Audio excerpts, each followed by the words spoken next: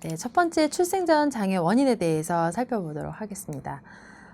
지적장애를 초래할 수 있는 이제 위험 요소는 굉장히 많은데요. 이제 발생 시기별로 본다면 이제 출생 전, 출산 전후, 출생 후로 나누어 살펴볼 수 있습니다. 두 번째 측면은 이제 요인적인 접근인데요. 다요인적 접근으로 보면 생의학적 접근, 사회적 접근, 행동적 접근, 교육적 접근 이렇게 네 가지 접근으로 살펴볼 수 있습니다. 가장 많은 것들이 이제 생의학적 접근인데요. 생의학적 접근은 이제 유전적 장애 혹은 영양과 관련된 이런 영양과 같은 생물학적 절차들과 관련된 요인들이고요. 사회적인 요인은 이제 자극과 성인의 반응성과 같은 사회적인 그리고 가족의 상호작용과 관련된 요인들이 여기에 속합니다. 세 번째 행동적 요인은 위험한 활동이나 부모의 약물남용과 같은 어떤 잠재적인 원인과 관련된 요인들이고요. 네 번째 교육적 요인은 정신의 발달과 적응 기술의 발달을 촉진시키는 어떤 교육적 지원과 관련된 요인들입니다. 자, 다요인적 접근을 이제 생의학적, 사회적, 행동적, 교육적 접근을 출생 전, 출산 전후, 출생 후로 나누어서 좀 살펴보면요. 출생 전은 이제 염색체 이상이나 단일 유전자 장애나 증후군, 대사장애, 뇌발생 장애, 산모 질병이나 부모 열량이 이제 출생 전 질환에 들어가고요. 사회적 측면에서는 빈곤이나 부모, 산모의 어떤 영양, 실조나 가정폭력, 출생 전의 어떤 관리 부족 등이 이제 사회적 원인으로 들어갈 수 있습니다. 행동적 원인은 부모의 약물 남용이라든지 부모의 음주, 부모의 흡연, 부모의 비성숙이 들어갈 수 있고요. 교육적 측면에서는 이제 지원이 없는 부모의 지적장애라든지 또는 부모가 될 준비가 부족하다든지 이런 것들이 지적장애를 초래할 수 있는 출생 전 위험 요인으로 볼 수 있습니다.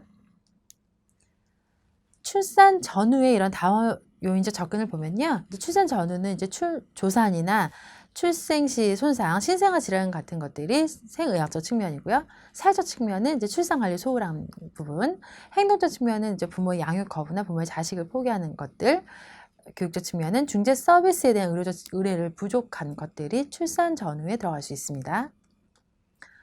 출생 후의 어떤 다요인적 접근은요, 생활적 측면에서는 어떤 외상성 뇌손상, 영양실조, 뇌막염, 발작장애, 퇴행성 질환 등에 속할 수가 있고요.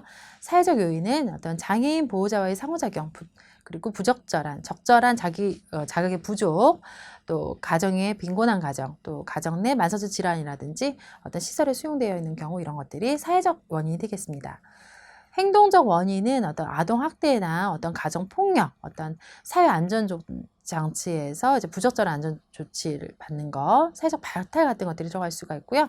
교육적 측면은 어떤 부적절한 조기 중재 서비스라든지 부적절한 특수교육 서비스, 지원이 없는 어떤 가족 지원, 부적절한 가족 지원 이런 것들이 들어갈 수 있겠습니다. 지적장애는 굉장히 많은 원인을 갖고 있습니다. 그리고 대다수의 경우에는 원인이 알려져 있지 않지만 많은 경우에는 이제 생물학적 요인을 가지고 있고요. 지적장애로 진단받게 되는 많은 사람들은 이제 출생 전, 출산 전후 혹은 출생 후에 발생하는 여러 요인들로 인해서 일반적인 발달과 성장이 저해될 가능성이 있습니다. 이러한 요인들은 지적장애나 다른 발달장애를 가져올 수도 있고 또는 이런 요인들이 장애를 초래하지 않을 수도 있죠.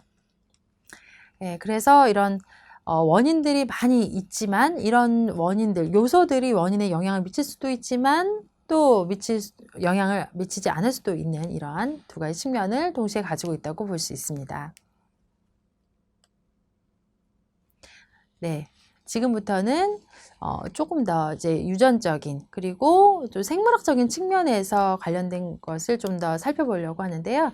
지적장애 원인이라고 한다라면 굉장히 많이 알려져 있는 게 이제 첫 번째 염색체 유전자와 관련된 원인입니다. 그래서 유전에 있어서의 어떤 유전자 염색체의 역할이 있는데요. 이제 우리가 22개의 상염색체와 1개의 그 성염색체가 이렇게 구성되어 있잖아요. 그래서 이런 것들이 어디에 위치하고 있는가, 유전자는 이게 염색체가 위치하고 있는 거, 그리고 유전자 특성들을 이제 지정을 하는 것입니다. 그래서 유전장애는 22쌍의 상염색체와 1쌍의 성염색체가 가지고 있는 유전자가 관련될 수 있습니다. 네, 지금부터 이제 하나씩 알아보겠는데요. 상염색체 유전자 장애는 이제 첫 번째 이제 대립 유전자입니다. 대립 유전자는 서로 다른 특성을 가진 유전자를 말하는 거고요. 자녀는 부모가 제공한 각각의 염색체 쌍으로부터 하나의 대립 유전자를